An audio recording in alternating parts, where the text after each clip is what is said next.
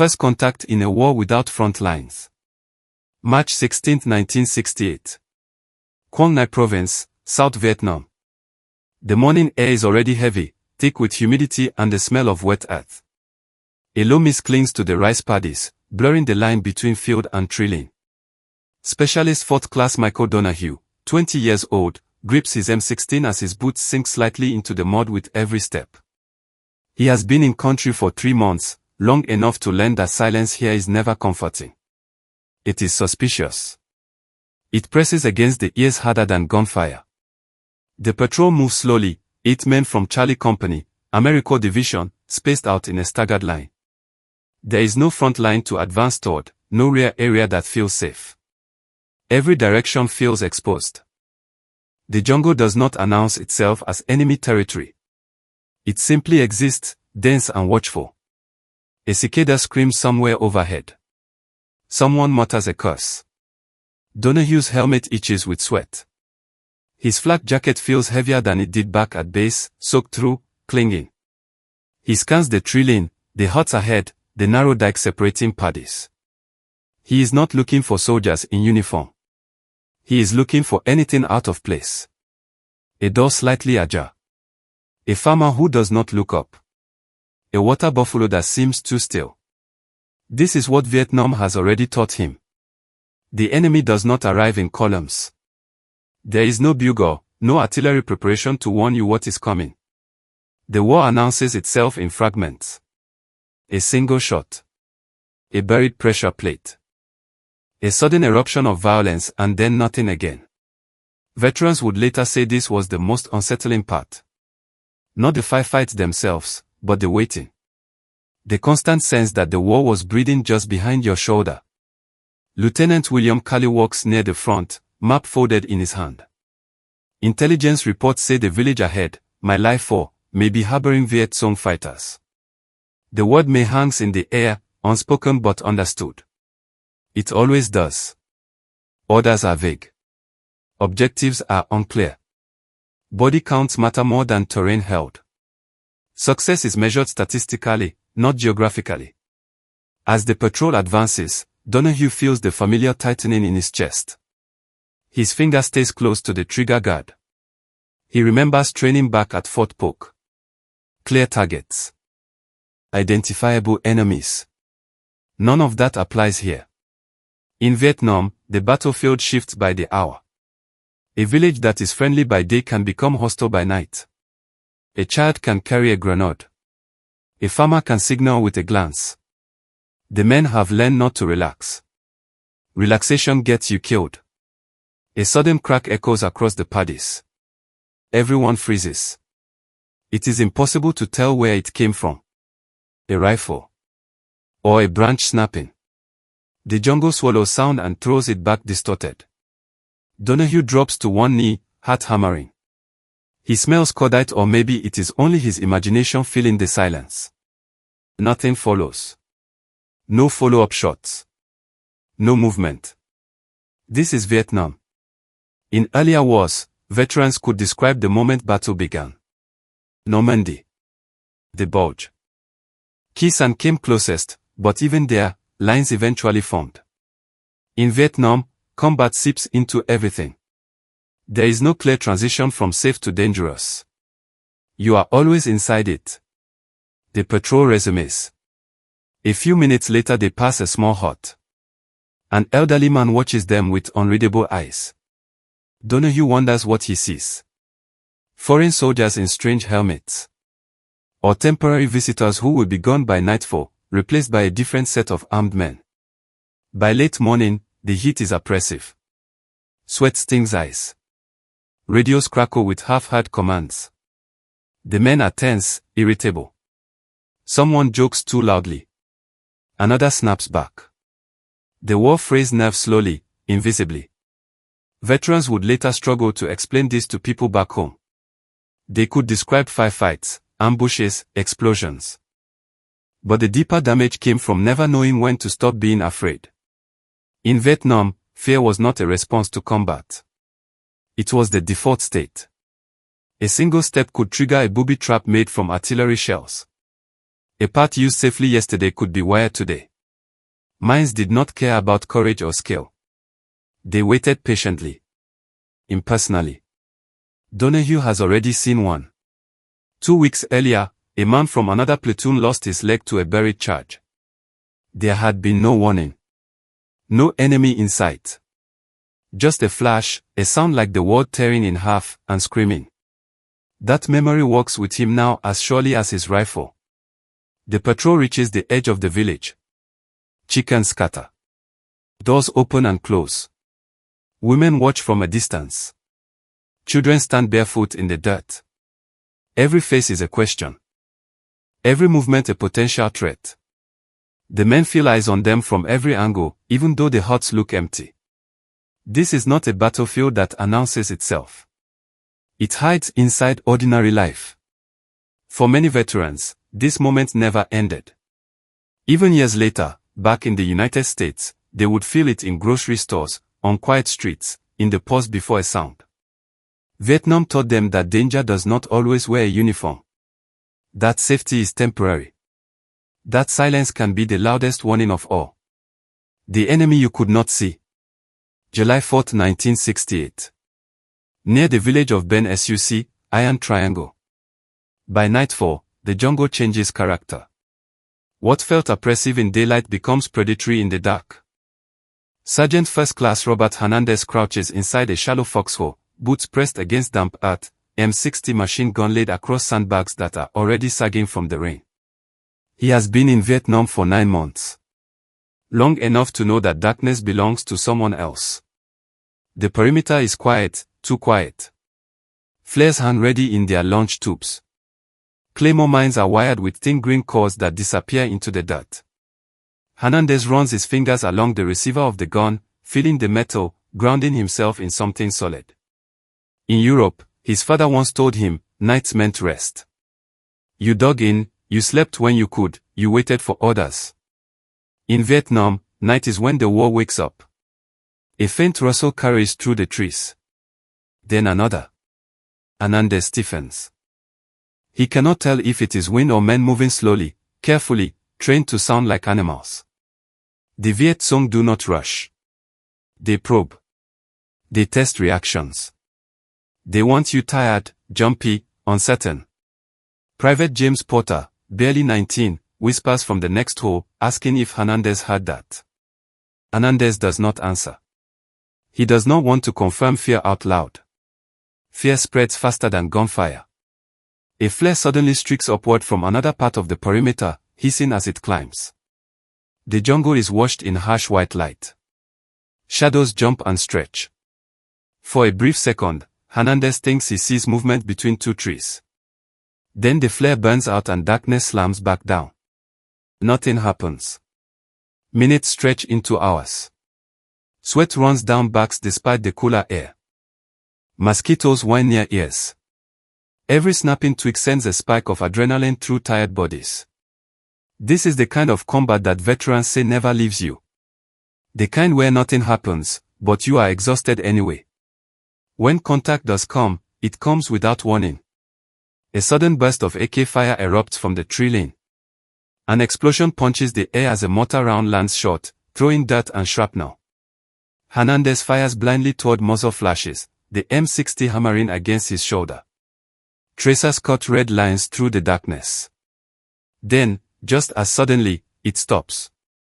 No charge. No attempt to overrun the position. The enemy melts away.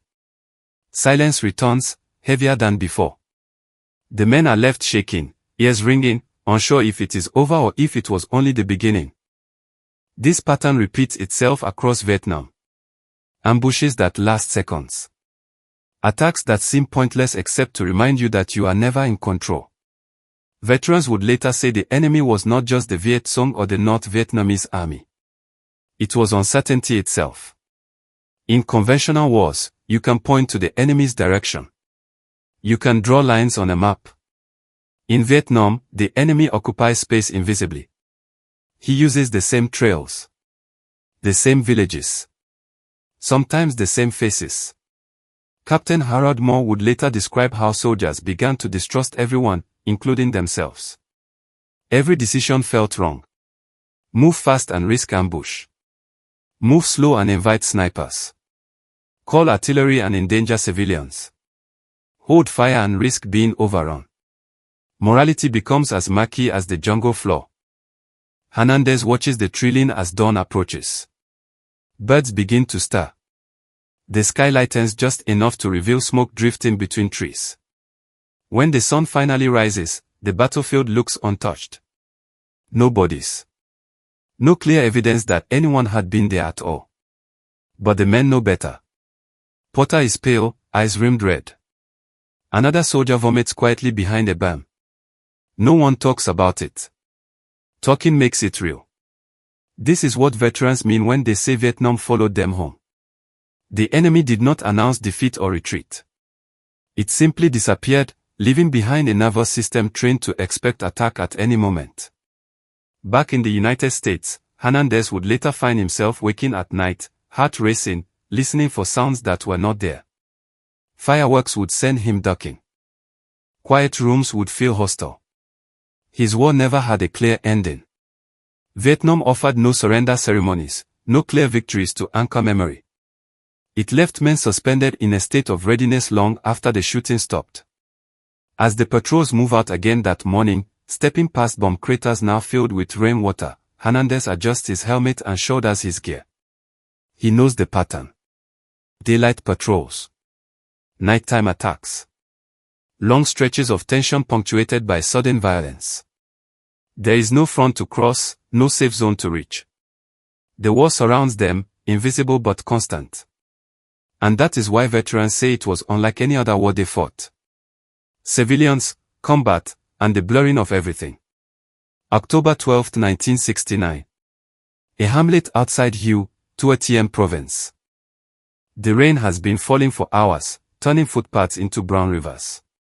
Corporal Daniel Reeves moves with his squad along the edge of the village, poncho clinging to his shoulders, rifle angled down but ready. The smell here is different from the jungle. Wood smoke. Wet straw. Human presence. It should feel safer. It never does. Women crouch under overhangs, watching silently. Children pause in their play, eyes fixed on the soldiers. No one waves. No one runs. Experience has taught them that reacting too strongly in either direction can be dangerous. Reeves has learned the same lesson. His unit has been tasked with a search and clear operation. Intelligence says Viet Cong couriers passed through here last night. There is no indication of who helped them. Or if anyone did. The order is simple and impossible at the same time. Find the enemy without turning the population against you. The door opens. An old woman steps out, holding a bowl of rice. Her face is expressionless. Reeves cannot tell if she is frightened or resigned. He forces himself not to stare. His training tells him to observe everything. His instincts tell him that observation itself feels like an accusation. In Vietnam, civilians are never just civilians. They are potential allies. Potential threats. Potential victims. Sometimes all three in the same day. Lieutenant Paul Anders gestures for the squad to fan out. They move between huts, careful where they step. Booby traps are often hidden under thresholds. Reeves remembers a story from another platoon. A grenade rigged to a doorframe. A child sent to open the door. No one ever confirmed it. No one ever forgot it. They find nothing at first. No weapons. No documents. Just cooking fires and sleeping mats. Anders looks frustrated. Empty searches make commanders nervous. They feel pressure to produce results. Reeves can feel that pressure rolling downhill. Then someone finds a tunnel entrance hidden beneath a pile of brush. Everything changes instantly. The villagers are ordered back. Voices rise. A man protests. A rifle butt strikes his shoulder and he stumbles into the mud. Reeves feels a tightening in his stomach. He does not know if the man is guilty of anything. He knows only that the moment has crossed a line that cannot be uncrossed. Engineers move forward to inspect the tunnel. It smells of damp earth and decay. a rope ladder disappears into darkness. The Viet Cong used these networks to move unseen, to hide weapons, to sleep beneath villages that appeared peaceful on the surface. This is what makes Vietnam different. The battlefield is layered. Above ground and below. Civilian life and military infrastructure occupying the same physical space. The tunnel is destroyed with explosives. The blast shakes the huts. Chickens scatter. Children cry. When the dust settles, the village looks wounded. As if it has been punished for something it may not have chosen. Reeves watches the villagers as they are questioned. Faces closed. Answers brief. Some may be lying. Some may simply be afraid. The soldiers cannot tell the difference anymore. Veterans would later say this erosion of trust was one of the deepest scars.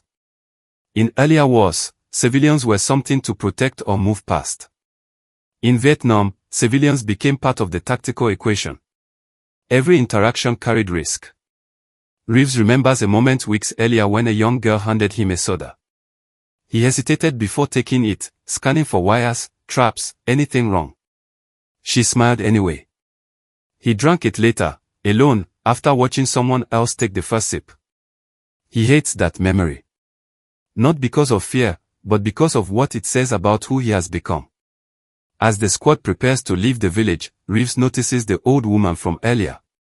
She stands in the same place, bow still in her hands. He wonders if she knows what happened beneath her feet. Or if she always knew. The rain begins again as they move out. Boots splash. No one speaks. Back at base, Reeves will clean his rifle and try to sleep. He will replay faces in his mind.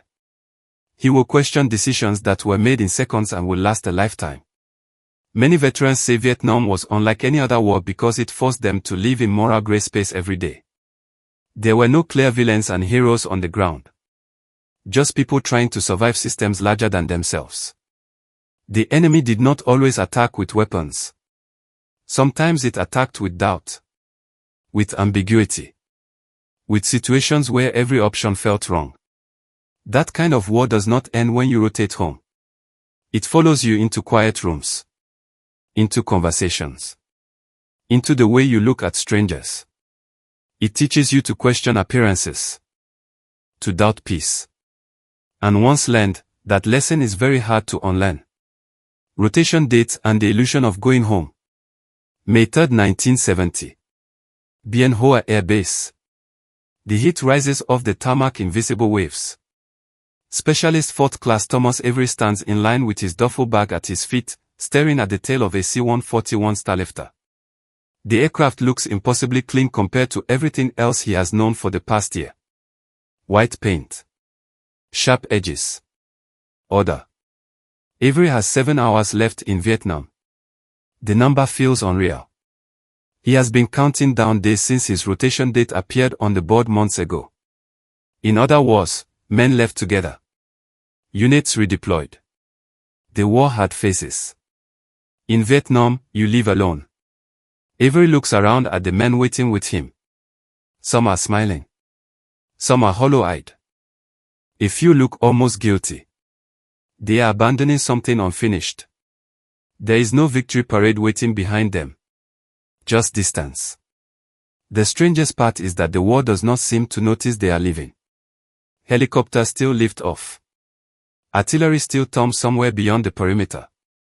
The conflict continues, indifferent to individual endings. Veterans would later say this was another way Vietnam felt wrong. You did not march out of combat. You stepped sideways out of it. One day you were on patrol. The next day you were gone. Avery thinks about his last patrol 2 days earlier. A road sweep outside Long Binh. No contact. Just tension. He remembers walking point and realizing that if something happened now, it would follow him home forever. That thought made him angry. Then afraid. Men close to rotation are called short-timers. They are watched carefully. Resented sometimes. Protected sometimes. Everyone knows that bad luck does not respect calendars. Avery boards the aircraft and finds a seat along the side. The engines whine. The ram closes. When the plane lifts off, he feels a pressure in his chest that is not relief. It is absence. Hours later, the plane lands at Travis Air Force Base in California. The doors open. Cool air rushes in. Avery steps onto American soil wearing the same fatigues he wore that morning in Vietnam. There is no transition. No debrief that makes sense of what he has seen. No decompression. Within days, he will be home. People will ask if it was hot. If it was scary. If he is glad to be back. They will not know what questions to ask. Veterans often say this abrupt shift is why Vietnam never stayed in the past. The mind had no time to let go. One moment you were scanning tree lines for movement. The next you were driving on highways, surrounded by people who had no reason to look over their shoulders. Avery finds himself doing it anyway. At home, sleep does not come easily. Silence feels suspicious.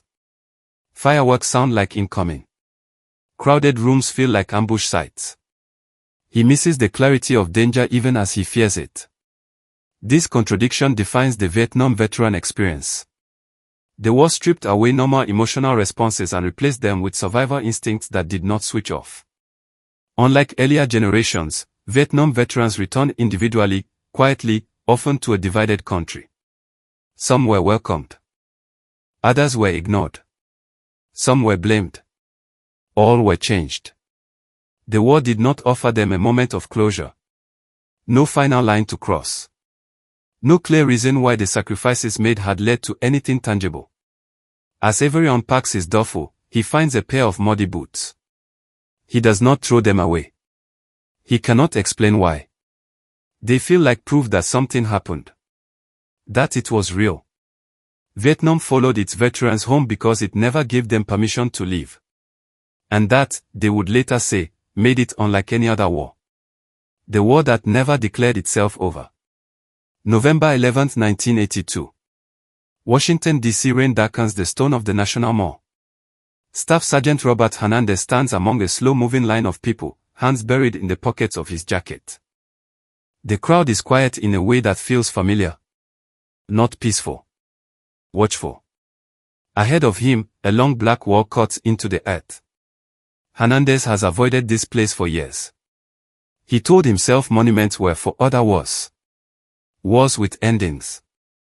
But today, he finds himself here, reading names etched into polished granite. The surface reflects his face back at him, older now, heavier, but with the same eyes that once scanned jungle shadows for movement. He runs his fingers over a name from his unit. The memory comes back instantly. A night perimeter. A burst of fire. Silence afterward. No heroic charge. No last stand. Just absence. This is how Vietnam exists in memory. Not as a sequence of battles, but as moments that never resolved.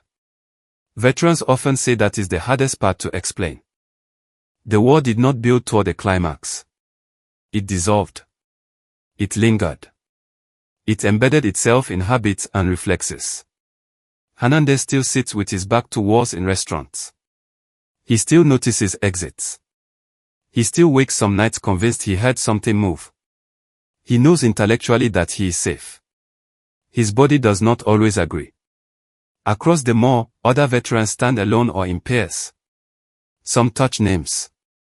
Some step back as if the war might reach for them. No one tells them what to feel. That would be impossible. Vietnam was unlike any other war because it never allowed distance. There was no clear enemy to hate without question. No clear victory to justify loss.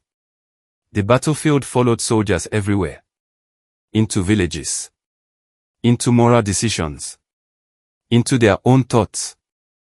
In earlier wars, danger came from a direction. In Vietnam, it came from possibility. From what might be hidden. From what could change in an instant. Veterans learned to live with constant tension. When they came home, that tension had nowhere to go. Hernandez remembers trying to explain this once. He stopped halfway through. Words failed him. How do you describe a war where silence is a warning? Where civilians are battlefields? where living feels like desertion and staying feels like erosion. The war does not answer those questions. It does not explain anything. It simply records the cost. As Hernandez steps away, the rain begins to fall harder. People scatter. The black stone gleams. Vietnam did not end for its veterans when helicopters lifted off rooftops or when planes crossed oceans. It ended slowly, unevenly, differently for each man and woman who carried it. Some found peace. Some did not. Most lived somewhere in between. That is why, when asked why Vietnam was unlike any other war, veterans paused before answering. Because it was not just something they survived. It was something they learned. And some lessons never fade.